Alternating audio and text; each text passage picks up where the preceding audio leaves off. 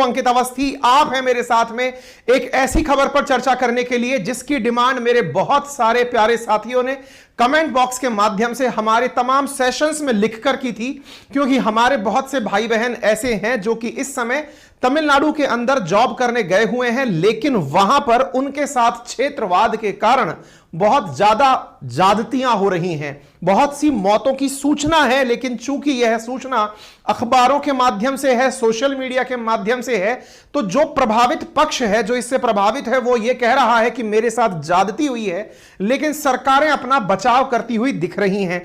जहां तमिलनाडु सरकार कह रही है कि यह एक अफवाह है, वहीं बिहार सरकार ने भी यह कहा है कि जब तमिलनाडु सरकार ने कह दिया है कि यह अफवाह है, तो यह केवल एक भ्रामक जानकारी है।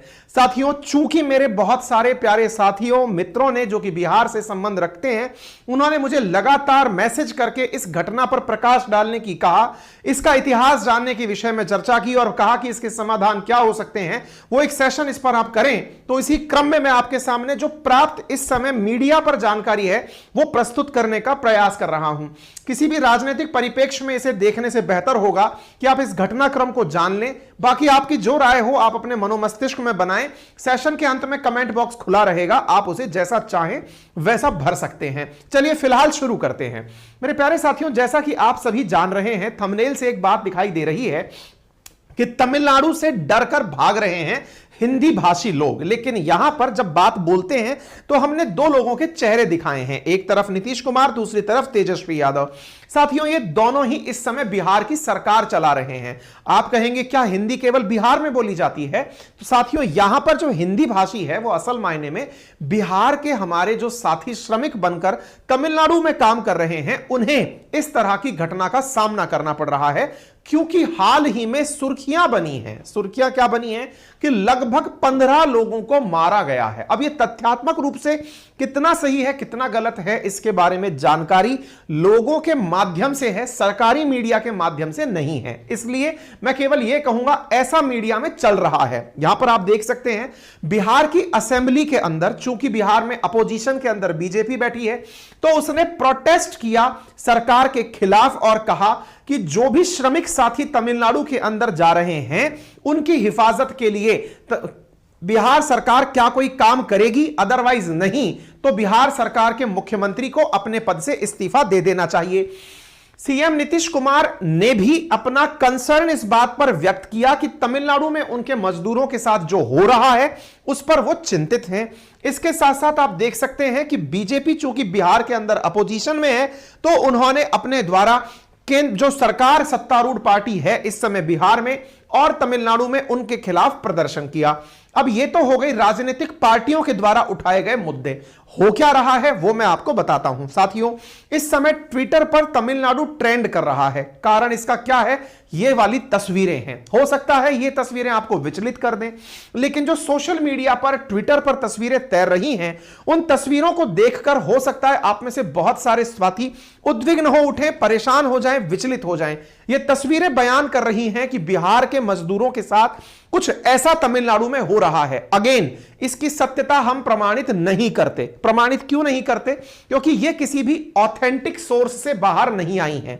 संभव हो सकता है ये किसी फिल्म का दृश्य हो, लेकिन बाद में इसका क्लेम हम पर ना आ जाए कि आपने गलत चीज प्रदर्शित की थी। इसलिए मैं बार बार बोल रहा हूं, ट्विटर पर तैर रही तस्वीरें कुछ इस प्रकार की हैं, जिसके बारे में तमिलनाडु पुलिस ने भ्रामक शब्द करार दिया है कि ये नकली हैं। लेकिन तमिलनाडु के अंदर ये घटनाएं लोगों को यहां पर देखने के बाद में यह समझाइश देती हुई दिख रही हैं कि बिहार के मजदूर हिंदी भाषा बोलने पर बसों में, ट्रेनों में पीटे जा रहे हैं और उन्हें भाषा के आधार पर वहां से भागने के लिए प्रयास, मतलब उनको दबाया जा रहा है, उनको भगाया जा रहा है।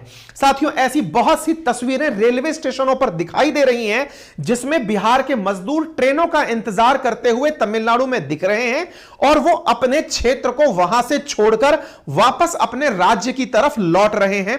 बड़ी मात्रा में इन तस्वीरों के कारण बिहारी भाई बहन जो इस समय तमिलनाडु में हैं, वो तमिलनाडु के अंदर भाषा के विरोध के कारण जो लोगों पर अत्याचार हो रहे हैं उन विरोध के कारण हो रहे अत्याचारों से प्रभावित होकर वो अपने क्षेत्रों की ओर पलायन कर रहे हैं।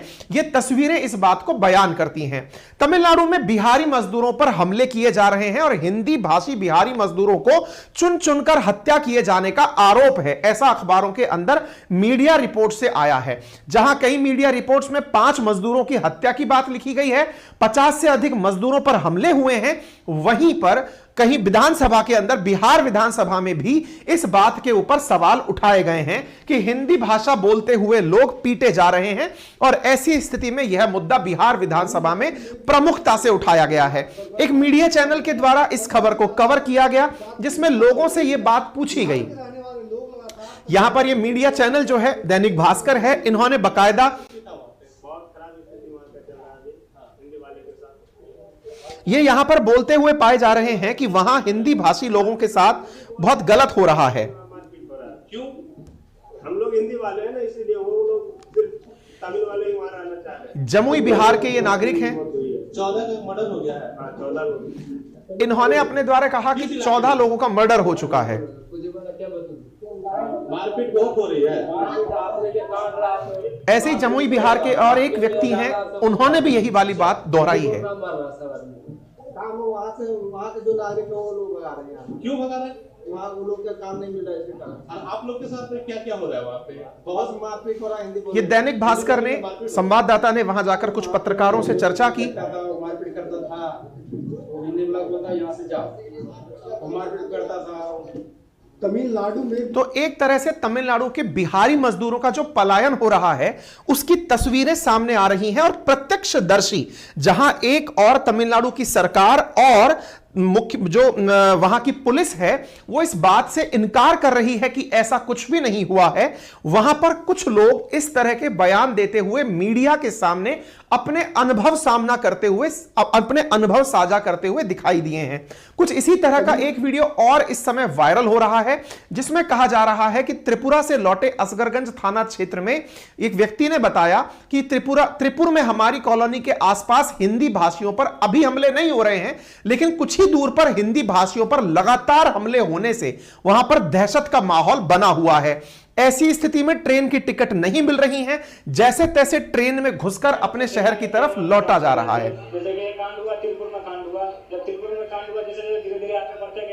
तो जिस तरह का माहौल मार्केट के अंदर आना शुरू हुआ उससे फिर प्रतिक्रिया, क्योंकि एक बार जब कोई घटना होने लगती है तो उसका प्रभाव सभी लोगों पर व्याप्त होता है। यह कानून व्यवस्था और प्रशासन की बहुत बड़ी जिम्मेदारी है कि यदि यह खबर में इतना सा भी सच्चाई है कि यहां पर बिहारी भाइयों के साथ कुछ भी गलत हो रहा है तो तमिलनाडु की पुलिस को संज्ञान लेते हुए, अगर यह खबर गलत है तो इसकी पुष्टि करते हुए जो लोग भ्रामक जानकारी फैलाने वाले हैं उन पर कार्रवाई करें, और अगर यह खबर सत्य है तो फिर इस घटना के पीछे जिम्मेदार जो कारक हैं उन्हें सलाखों के पीछे पहुंचाएं ताकि भारत के सभी भाई बहन एक साथ मिलकर रह सकें।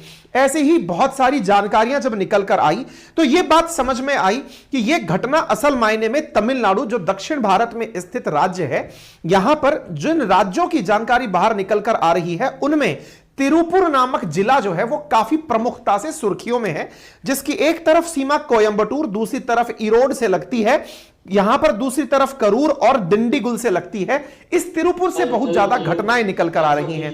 एक सोशल मीडिया पर ऐसा वीडियो भी वायरल हो रहा है। 6-7 दिन से बहुत घटना हो रहा है, इसका जिम्मेवारी कोई नहीं है। अगर जब हम लोग बाहर जाते हैं, बाहर हम लोग का मारता है, हम लोग ट्रेन पकड़ने जाते हैं, हम लोग को ट्रेन। एक वीडियो ये भी सोशल मीडिया पर बहुत वायरल हो रहा है जिसमें कहा गया है कि बिहार के जो कुछ मजदूर हैं ये अपने द्वारा अपना मुंह पर मास्क लगाकर, ताकि इनकी पहचान जाहिर ना हो सके, ये सुरक्षित रह सके, इन्होंने मीडिया को अपने द्वारा वीडियो रिकॉर्ड करके प्रेषित सोशल मीडिया पर किया। इन्होंने प्रधानमंत्री से, अपने राज्य के मुख्यमंत्री से गुहार लगाई कि हमें सुरक्षित यहां से निकालने के लिए रास्ता दिलवाया जाए। ये सब बातें देखिए, धुआं तभी उठती है जब कहीं आग लगी होती है। हां, यह बात सही है कि आपने इस धुआं से आग का एस्टिमेशन कम अथवा ज्यादा कर लिया हो, लेकिन अगर सरकारें इस बात को इग्नोर कर दें कि ये सब लोग झूठ बोल रहे हैं, क्योंकि जिस तरह से वर्तमान में उप मुख्यमंत्री बिहार के अंदर यह कह रहे हैं कि यह केवल और केवल विपक्ष के द्वारा चलाया जाने वाला बंटवारे के लिए एक आंदोलन है, यानी कि यह केवल फेक है, तो यार इतने लोग फेक नहीं हो सकते। अगर ये लोग वहां से छूटकर आ रहे हैं तो निश्चित ही इस बात के अंदर कोई ना कोई तर्क होगा।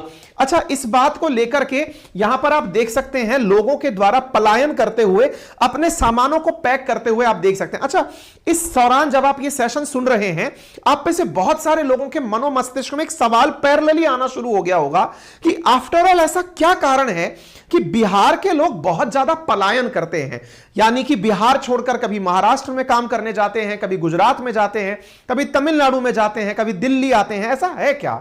यह है सरकारी नाकामी। मैं आज के सेशन में आपको यह भी बताऊंगा कि असल मायने में बिहार की इतनी जबरदस्त स्किल्ड लेबर, इतना जबरदस्त दिमागधारी युवा बिहार को छोड़कर संपूर्ण देश को आगे बढ़ाने लग रहा है। कारण राजनीतिक इच्छा शक्ति का अभाव। राजनीति के रसातल में जिस तरह से सरकारें वर्तमान में यहां कार्य कर रही हैं, उन सरकारों में चाहे किसी की भी सरकार रही हो, वो अपनी राजनीतिक रोटियों को सेकने तक सीमित रही है। ऐसे मुद्दे जो कि बहुलतावादी होते हैं, ऐसे मुद्दे जो कि लोगों को अपने साथ कनेक्ट करते हैं, केवल उन्हीं मुद्दों पर यहां राजनीति हो रही है। विकास की राजनीति की उम्मीदें कभी लालू प्रसाद यादव से लगाई गई थी, लेकिन वो चारा घोटाला करके जेल की यात्रा कर लिए। फिर नीतीश कुमार से लगाई गई थी, लेकिन उन्होंने इतनी बार पलटियां मार ली हैं, समझ में नहीं आता वो किसके साथ हैं। यानी कि एक तरफ विकास पुरुष की उम्मीदें नीतीश कुमार से की जा रही थी, वो भी फेल मार गई। लालू प्रसाद यादव से भी की जा रही थी, वो भी फेल मार गई। बीजेपी ने भी यहां पर शासन कर लिया, ये भी फेल मार गए। अल्टीमेटली जागना बिहार के युवा को खुद पड़ेगा कि ये सरकारों के ऊपर एक दायित्व क्रिएट करवाएं और ये कहें कि आप कम से कम डेवलपमेंट का एजेंडा लेकर के चुनाव में उतरे, ताकि हमें किसी अन्य राज्य में जाकर नौकरी ना करनी पड़े। आज के सेशन में मैं आपको यह जानकारी दूंगा कि असल में बिहार का किस तरह से माइग्रेशन के लिए जिम्मेदार वहां का राजनीति है, वहां के किस प्रकार से उद्योग धंधे खत्म होते गए, क्या हुआ कि चीनी मिल वहां बंद होती चली गई, क्यों वहां पर कोई नई इंडस्ट्री नहीं आई, जबकि एक समय था जब बिहार के अंदर, बिहार का जो संयुक्त हिस्सा था झारखंड, इसके नजदीक से स्थित छत्तीसगढ़ जो मध्य प्रदेश के नजदीक था, यह पूरा बेल्ट अपने आप में इंडस्ट्रीज के लिए बहुत फर्टाइल लैंड था, क्योंकि बड़ी मात्रा में यहां से माइंस निकल रही थी। तब भी बिहार का डेवलपमेंट क्यों नहीं हो पाया? ये तमाम बहस के मुद्दे होंगे, लेकिन फिलहाल के लिए आपको जानकारी अगर मिल गई तो वो मैंने आपको बताया। अच्छा, अब चूंकि राजनीति है तो राजनीति में वो तथ्य भी निकाले जाएंगे जिसमें विपक्ष अपनी बातों को मजबूती से रखे। विपक्ष ने इस मुद्दे को इस तरह से उठाया कि जो उप मुख्यमंत्री हैं बिहार के तेजस्वी, वो तमिलनाडु के मुख्यमंत्री की 70वीं सालगिरह पर जहां केक काट रहे हैं, वहीं तमिलनाडु के अंदर हिंदी भाषा का विरोध करने वाले लोग बिहारियों को काट रहे हैं। ऐसी खबर निकलकर आई, तो इस खबर की वजह से जो है यहां पर यह वीडियो जो है काफी वायरल हुआ, जिसके अंदर तेजस्वी जो हैं वो अपने द्वारा उप मुख्यमंत्री तेजस्वी यादव एमके स्टालिन के 70वें जन्मदिन में शामिल होने गए हैं। वहीं पर यह वीडियो तमिलनाडु के अंदर वायरल हुआ, जिसमें यह दिखाया गया कि किस तरह से बिहारियों के साथ बर्बरता की जा रही है। जानकारी जो निकलना शुरू हुई मीडिया पर कि ऐसा अचानक क्यों हुआ, तो इसके पीछे का कारण भी एक बहुत बड़ा था। देखिए, बिहारी चूंकि बहुत मुश्किल से अपने घर का पालन पोषण करने इतनी लंबी दूर की यात्रा करता है, तो वो ये किसी भी कीमत पर नहीं चाहता कि उसकी नौकरी चली जाए। इसलिए बिहार का जो लेबर है वो पूरे देश में सबसे सस्ता लेबर कंसीडर किया जाता है। सबसे सस्ता लेबर यानी वो सबसे कम दामों पर काम करने के लिए पूरी तरह कोशिश करता है ताकि उसकी जॉब बनी रहे। साथियों, इनकी यही मजबूरी है जो तमिलनाडु के लोगों को रास नहीं आई।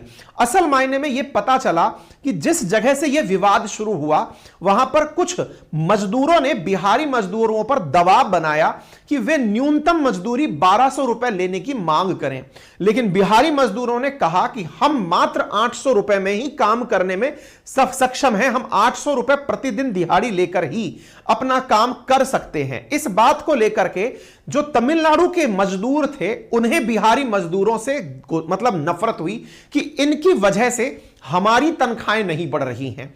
जिस प्रकार से मिनिमम वेजेस आपको एक मजदूर को देनी होती है, बिहारी मजदूर के तमिलनाडु में होने पर वो लेबर सस्ती है और वहां का लोकल लेबर 1200 रुपए लेने की डिमांड कर रहा है। इस चलते तमिलनाडु के लेबरों को बिहार के लेबर से दिक्कत हुई और यहीं से कॉन्फ्लिक्ट शुरू हुआ, ऐसा मीडिया में जानकारी में निकला है। आप यहां देख सकते हैं, एक जमुई के मजदूर ने अपने द्वारा यह जानकारी देते हुए बताया, जिसकी वजह से यहां पर हिंदी वर्सेस तमिल का विवाद उत्पन्न हुआ कि तुम लोग सस्ती लेबर हो, इस कारण से हमारे यहां पर हमारी तनख्वाहें नहीं बढ़ती क्योंकि तुम सस्ते में काम कर रहे हो।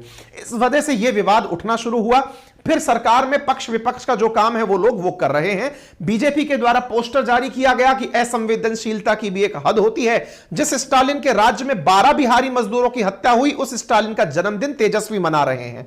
इस तरह की सुर्खियां अखबारों में प्रदर्शित हो रही हैं। अगेन, ना तो मैं इस बात की पुष्टि करता हूं कि इनका पोस्टर सही है, ना मैं इस बात की पुष्टि करता हूं कि जो वीडियोज हैं वो सही हैं। मैं आज जो चल रहा है वो आपके सामने रख रहा हूं। सत्यता जांचने का काम मेरा नहीं है क्योंकि मैं संवाददाता नहीं हूं। मैं आपके सामने सुर्खियां प्रेषित कर रहा हूं कि चल क्या रहा है। ऐसी स्थिति में सारी जानकारी एक साथ संकलित करके मैं आपको दे रहा हूं और ऐसी कुछ और जानकारियां भी आपको देना चाहता हूं, जिसका लिंक मैंने कमेंट बॉक्स में लगाया है। India uncovered. मेरे प्यारे साथियों, जिस तरह आज आप भाषा के कारण विवाद देख रहे हैं, ऐसे ही भारत में बहुत से विवाद हुए हैं। जैसे नक्सलबाड़ी का विवाद, नक्सलबाड़ी हिंसा जिससे नक्सलवाद पनपा, जैसे भारत के अंदर नेहरू और सरदार से जुड़ी हुई बातें, जैसे तिरुपति मंदिर में बाल के दान करने की परंपरा, भारत के 7 सिस्टर्स की कहानियां। इंडिया अनकवर्ड नामक पुस्तक में आज ही सुनिए कुकू एफएम पर, जिसका लिंक मैंने कमेंट बॉक्स में आपको पिन किया हुआ है। एक हिंदी ऑडियो बुक है जिसमें आपको भारत की ऐसे अनकहे किस्से सुनने को मिलेंगे जिन्हें आपको जानकर बहुत ही रोचकता का अनुभव होगा और भारत की अनकही कहानियां सुनने को मिलेंगी। इस प्लेटफॉर्म पर, जिसका नाम कुकू एफएम है, यहां पर मात्र 99 रुपीज में ओरिजिनली आपको 1 महीने के लिए 10,000 किताबें सुनने को मिलती हैं। ये किताबें जिनकी औसत कीमत खरीदने पर 300 रुपए प्रति पुस्तक हो सकती है, वो अगर आप मेरा रेफरल कोड अंकित 50 यूज करते हैं तो 49 रुपीज में आपको ये किताबें प्राप्त हो जाती हैं पूरे 1 महीने के लिए ऑडियो बुक के रूप में, जहां पर आपको drive mode feature, saving notes feature और स्लीप टाइमर जैसी फैसिलिटीज दी जाती हैं। आप मेरा रेफरल कोड अंकित 50 इस दिए गए लिंक पर क्लिक करके किताब डाउनलोड करने में कर सकते हैं, सुन सकते हैं पूरे 1 महीने के लिए, और वो भी पूरी 10,000 किताबें। एक फैक्ट यहां पर मैं और बताना चाहूंगा, लगभग 2.3 मिलियन एक्टिव यूजर्स इस समय कुकू एफएम का यूज कर रहे हैं। यह ऑफर आपके लिए उपलब्ध है by using my referral code Ankit 50। अब लेकर चलता हूं मैं आपको उस कहानी पर कि असल में भारत में यह भाषा का विवाद पहली बार है या इसका इतिहास भी कोई पुराना है। आज के सेशन में मैंने आपको सबसे पहले यह बताया कि विषय क्या है।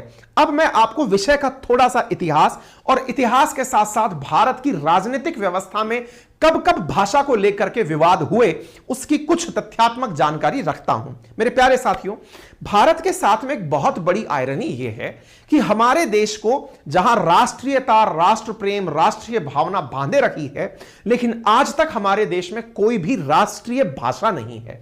देश में नेशनल लैंग्वेज का अभाव है।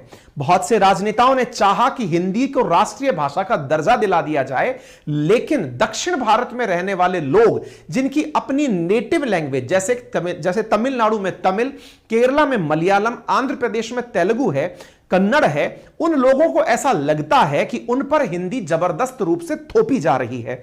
इसी कारण से देश की आजादी के बाद से कोई एक भाषा राष्ट्रभाषा का रूप नहीं ले पाई। तो फिर भारत में चलता क्या है? तो भारत में केवल ऑफिशियल लैंग्वेज चलती है और ऑफिशियल लैंग्वेज भारत में हिंदी और अंग्रेजी है। यानी भारत में देश की आजादी के बाद जहां राष्ट्रीय ध्वज, राष्ट्रीय गीत, राष्ट्रीय फूल, राष्ट्रीय एनिमल सब है, वहीं देश में एक राष्ट्रीय भाषा का अभाव है। यह राष्ट्रीय भाषा का अभाव की कहानी बहुत पुरानी है। यह कहानी कहां से निकलकर आती है? कहानी तमिलनाडु से ही आती है। असल में तमिलनाडु के अंदर हिंदी विरोध की कहानी आजादी से पुरानी है।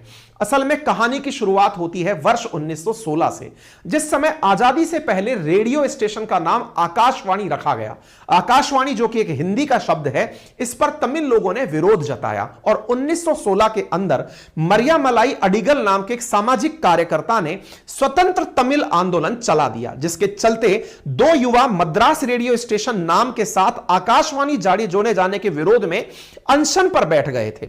बाद में 1967 में डीएमके ने सत्ता में आते ही तमिलनाडु रेडियो स्टेशन का नाम बदलकर तमिल वनोली कर दिया।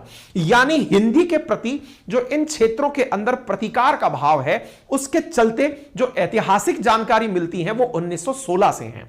ब्रिटिश राज में 1937 में जब स्थानीय कांग्रेस सरकार ने स्कूलों में हिंदी शिक्षा अनिवार्य की तो यहां पर हिंदी का विरोध का सिलसिला तेजी से बढ़ा। कहा जाता है कि देश में जिस प्रकार से हिंदी को कांग्रेस यहां पर लागू कराना चाह रही थी, तो भारत को एक सूत्र में पिरोने के प्रयास को पेरियार ने झटका दे दिया। पेरियार जस्टिस पार्टी के नेता हुआ करते थे और उन्होंने जस्टिस पार्टी के नेता होने के नाते अपने आंदोलन में तमिल भाषा को समृद्ध इतिहास, परंपरा और साहित्य को बचाने के लिए हिंदी का विरोध शुरू किया और यह विरोध 1940 तक चलता रहा। 1940 में गवर्नर एस किर्न ने स्कूली भाषा में हिंदी भाषा की अनिवार्यता को हटा दिया। यानी 1937 में स्थानीय कांग्रेस के द्वारा किया गया प्रयास जस्टिस पार्टी के पेरियार के आंदोलन तले दब गया और इसके चलते 1940 में यहां से हिंदी भाषा को हटा दिया। ये पेरियार कौन है, इनके बारे में भी काफी सारी ऐतिहासिक जानकारी है, लेकिन केवल आप एक लाइन में अगर जाने तो इन्हें एशिया के सुकरात के नाम से भी जाना जाता है। कहते हैं ये जितने हिंदी विरोधी थे ये उतने ही ब्राह्मणवाद विरोधी थे।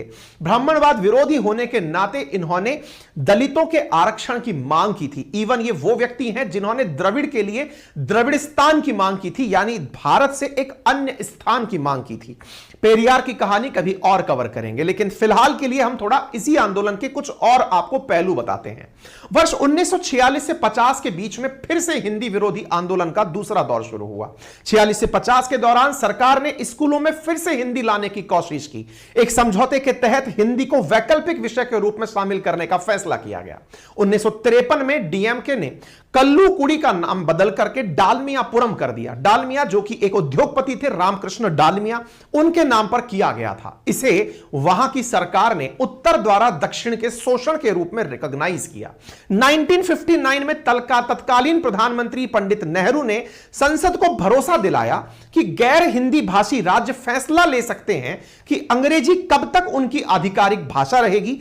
अंग्रेजी और हिंदी दोनों ही देश की प्रशासनिक भाषा यानी ऑफिशियल लैंग्वेज बनी रहेंगी। असल में जो नेहरू के द्वारा ये जो वादा दिया गया था यह आधारित था मुंशी आयंगर फॉर्मूला के ऊपर। असल में संविधान सभा के अंदर श्यामा प्रसाद मुखर्जी केवल एक ही भाषा चाहते थे जिसका नाम था हिंदी, लेकिन देश में जब हिंदी भाषा को लेकर संसद में बहस होना शुरू हुई तो दक्षिणी राज्यों का प्रतिनिधित्व करने वाले जो सांसद थे उन्होंने इसका विरोध शुरू किया। वो वन लैंग्वेज वन स्क्रिप्ट की बात करने वाले लोगों का विरोध करने लगे। इसके चलते संविधान सभा ने मुंशी आयंगर फॉर्मूला दिया। मुंशी आयंगर फॉर्मूला एक ऐसी व्यवस्था थी जिसमें यह कहा गया कि आने वाले समय में जब तक हिंदी को लेकर स्वीकार्यता नहीं बन जाती तब तक भारत की कोई भी राष्ट्रीय भाषा नहीं होगी। ऑफिशियल भाषा के रूप में हिंदी और इंग्लिश चलती रहेंगी। शुरुआती 15 साल तक इंग्लिश ऑफिशियल लैंग्वेज के रूप में चलती रहेगी। According to Munshi Ayyangar formula, English was to continue as the official language of India along with Hindi for a period of 15 years. But the limit can be changed and power of extension was given to the parliament. Munshi and Iyengar represented pro-Hindi and English bloc respectively. Munshi जहां pro-Hindi थे वहीं पर Iyengar pro-English थे। दोनों की वजह से एक फॉर्मूला पैदा हुआ और हिंदी को देवनागरी के साथ में यहां पर स्वीकार किया गया। भारत की अनुसूची में 8वीं अनुसूची जोड़ी गई और 8वीं अनुसूची के अंदर भाषाओं का जोड़ना शुरू हुआ। 1963 में ऑफिशियल लैंग्वेज एक्ट जब पारित किया गया तो अन्नादुरई की अगुवाई में डीएमके के द्वारा आंदोलन शुरू कर दिया गया, जिसके चलते अंग्रेजी, तमिल और हिंदी का फॉर्मूला पेश किया गया, यानी 3 भाषा का फॉर्मूला पेश किया गया। 1965 में लाल बहादुर शास्त्री जी के द्वारा अगेन एक बार राजभाषा अधिनियम 1963 के तहत 26 जनवरी 1965 को हिंदी को राजभाषा घोषित कर दिया गया कि नहीं, हिंदी ऑफिशियल लैंग्वेज होगी और यही एकमात्र हिंदी होगी जो राजभाषा का रूप लेगी। लेकिन तमिलनाडु में फिर से एक हिंदी विरोधी आंदोलन शुरू हुआ, जिसके चलते मदुरई में स्टूडेंट और कांग्रेस कैडर के बीच में तगड़ा संघर्ष हुआ। कांग्रेस सरकार ने विरोध को केवल व्यवस्था का विरोध माना, लेकिन इस विरोध में लगभग 70 लोगों की जान चली गई, ऐसा ऑफिशियल डेटा है। हिंदी के खिलाफ आंदोलनों में लोगों ने आत्महत्या करना शुरू किया। परिणाम स्वरूप लाल बहादुर शास्त्री को इस विरोध के चलते ऑल इंडिया रेडियो पर आकर के 4 बड़े वादे करने पड़े, और वादों में पहला वादा था कि हर राज्य को स्वतंत्रता होगी कि वे अपनी इच्छा की भाषा को अपनी कार्य की भाषा के रूप में जारी रख सकेंगे। 2 राज्यों के बीच होने वाले संचार अंग्रेजी में होंगे और अंग्रेजी अनुवादित होंगे। गैर हिंदी राज्य केंद्र से अंग्रेजी संवाद करेंगे और गैर हिंदी राज्यों की सहमति से इसे छेड़छाड़ नहीं किया जाएगा। बिना सहमति के कोई छेड़छाड़ नहीं होगा। इतना ही नहीं, केंद्रीय स्तर पर अंग्रेजी का इस्तेमाल जारी रहेगा।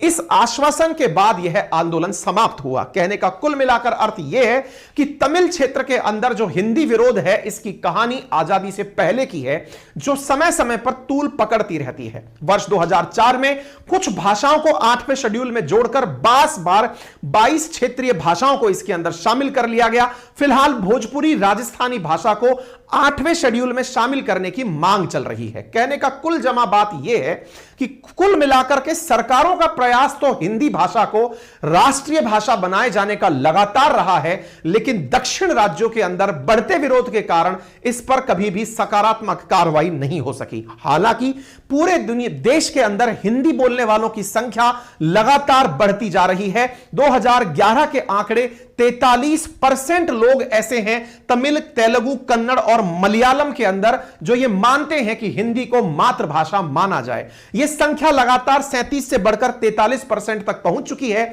मलयालम को मांगने वाले लोगों की संख्या में घटावट हो रही है, लेकिन फिर भी विरोध तो विरोध होता है, जिसके चलते हिंदी को अपनी राजभाषा का, राष्ट्रभाषा का, ऑफिशियल लैंग्वेज के अलावा एक और दर्जे के लिए स्ट्रगल करना पड़ रहा है।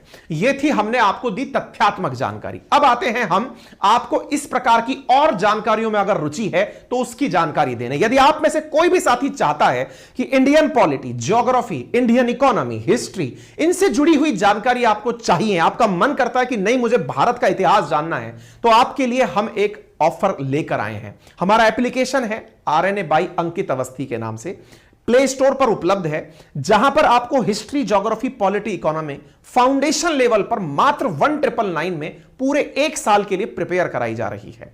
आप उसे ज्वाइन करें, निश्चित ही आपको अपने लेवल ऑफ नॉलेज में एक एनरिचमेंट मिलेगा। आगे बढ़ते हैं साथियों, आप चर्चा करते हैं सरकार का क्या स्टैंड रहा। नीतीश कुमार जी जो कि मुख्यमंत्री बिहार हैं, इन्होंने कहा कि समाचार पत्रों के माध्यम से तमिलनाडु में काम कर रहे बिहार के मजदूरों पर हमले की जानकारी मिली है, और इस कारण से उन्होंने बिहार के मुख्य सचिव और पुलिस कमिश्नर से कहा है, महानिदेशक से कहा है कि वे तमिलनाडु सरकार के अधिकारियों से बात करें और सुरक्षा सुनिश्चित करें।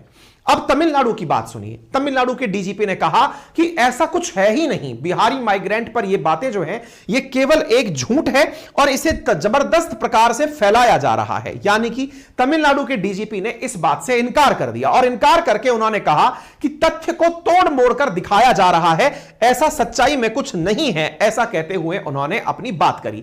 यह तमिलनाडु पुलिस का 2 मार्च को आया ट्वीट है, जिसमें उन्होंने इस बात से एकदम किनारा कर लिया कि यह बात झूठ है, और उन्होंने बकायदा ऑडियो मैसेज जारी किया। Director general of police and head of the police force, Tamil Nadu police speaking. ये तमिलनाडु पुलिस के डीजीपी हैं। इन्होंने कहा कि यह बात पूरी तरह झूठ है और हम इस बात से बिल्कुल भी इत्तेफाक नहीं रखते। Video saying that the migrant workers of Bihar are attacked in Tamil Nadu. इनकी बात को आधार मान करके तेजस्वी यादव जो उप मुख्यमंत्री बिहार हैं, जिन पर यह आरोप लग रहा था कि वो MK स्टालिन के हैप्पी बर्थडे मनाने गए थे, उन्होंने कहा कि यह बीजेपी और बीजेपी समर्थित मीडिया के द्वारा गलत तथ्य फैलाने का प्रयास है, जिससे देश में भ्रम, झूठ और नफरत जैसी चीजें फैलाई जा रही हैं, और इससे समाज के अंदर द्वेष और भ्रम फैल रहा है। राजनीति अपने स्थान पर है, यहां पर पक्ष और विपक्ष एक दूसरे पर हमलावर है। बिहार पुलिस ने भी अपनी तरफ से स्टेटमेंट देते हुए कहा कि हम इसकी जानकारी जुटा रहे हैं। अब सवाल, बड़ा सवाल कि आफ्टर ऑल बिहार छोड़कर जाता क्यों है मजदूर? आफ्टर ऑल बिहार के अंदर इतना कुशल मजदूर अवेलेबल है तो ये बाहर जाता क्यों है? तो इसके पीछे का बहुत बड़ा कारण है यहां पर रोजगार का अभाव होना। असल मायने में बिहार के अंदर अपनी कोई भी इंडस्ट्री नहीं है, बिहार में कोई भी नया उद्योग नहीं लग रहा है, और दूसरा बिहार में जो उद्योग थे वो लगातार बंद होते जा रहे हैं। और तो और जो यहां पॉपुलेशन डेंसिटी है उसके चलते बिहार के लोगों के लिए अपने एरिया में कृषि करने के लिए पर्याप्त खेत नहीं है, यानी प्रति व्यक्ति जो भूमि होनी चाहिए जिससे वो अपना भरण पोषण कर सके वो अनुपलब्ध है। ऐसी स्थिति में बिहार के लोगों को अपना स्थान छोड़कर निकलना पड़ता है, और जब ये निकलते हैं तो पढ़ाई लिखाई के लिए अच्छे संस्थानों की कमी का सामना करते हैं। अपने बच्चों को बेहतर शिक्षा के लिए इन्हें बाहर जाना पड़ता है, और जब ये बाहर जाते हैं तो अपना जगह छोड़कर जब कोई बाहर जाता है तो उसे निश्चित ही जिल्लत सहन करनी पड़ती है। वो अपमान तो सह लेते हैं लेकिन मारपीट और हत्याओं की घटनाओं के कारण उन्हें वहां से भागना पड़ रहा है। साथियों, ये बिहार के लोगों के साथ हो रहा जिस भी प्रकार का बर्ताव है ये निश्चित ही मतलब हमारे देश को, इंडिया दैट इज भारत को बहुत कमजोर करता है। सरकारों को चाहिए, चाहे वो केंद्र में बैठी सरकारें हों चाहे राज्य में बैठी सरकारें, और इतना ही नहीं, बिहार का युवा जो कि पूरी तरह से अब मतलब अपने आप में समर्थ युवा है, जो अपने आप में बहुत सी विद्याएं जानता है, दिमाग से सक्षम है, देश को जाने कितने सारे आईएएस आईपीएस बिहार ने दिए हैं, वो बिहार के उत्थान के लिए सरकार पर एक मोरल प्रेशर क्रिएट करें।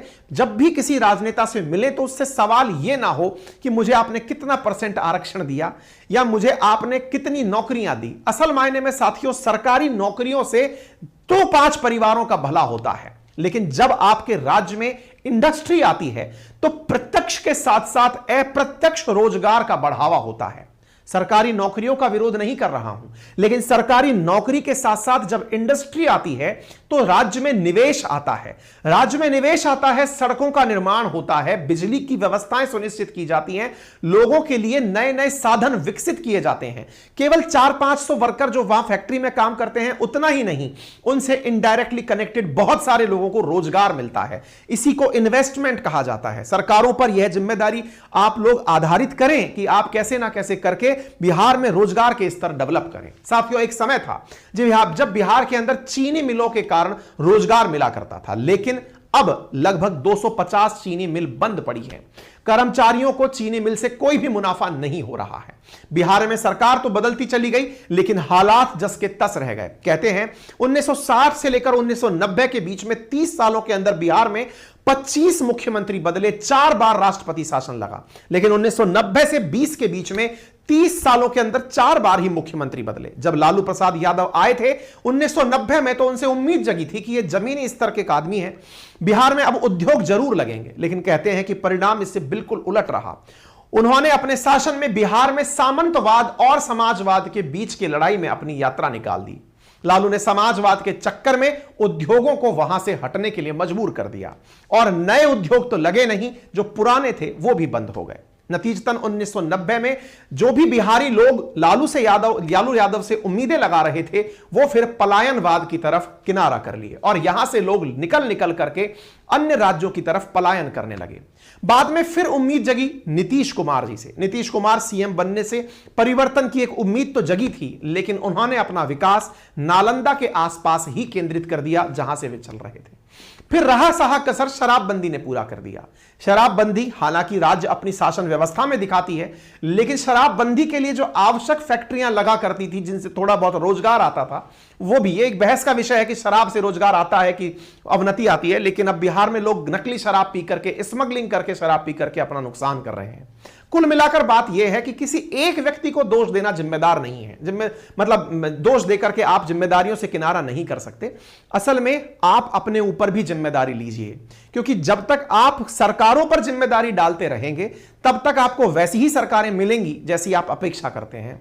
असल मायने में कुछ जिम्मेदारी अपने ऊपर भी लीजिए। यह विश्वास कीजिए कि आप जागरूक युवा के नाते सरकारों के समक्ष जब प्रस्तुत हों तो उनके सामने आप और विकल्प बेहतर कि आज का युवा क्या चाहता है यह प्रस्तुत कर सकें, लेकिन यह एक दिन में संभव नहीं हो पाएगा। बिहार ने बहुत खूबसूरत राजनेता देश को दिए हैं। बिहार ने बहुत ही जबरदस्त न्यूज एंकर्स, बहुत अच्छा साहित्य, बहुत अच्छे आईएएस आईपीएस, बहुत बढ़िया आईआईटीएंस और बहुत जबरदस्त कुशल कार्मिक दिए हैं, लेकिन अब उन्हें बिहार के लिए भी मेहनत करने की आवश्यकता है। लेकिन वहीं केंद्र और राज्य सरकारों को अपने बिहार के जितने भी भाई बहन इधर उधर राज्यों में हैं, उनकी सुरक्षा सुनिश्चित करने के लिए प्रयास करना चाहिए।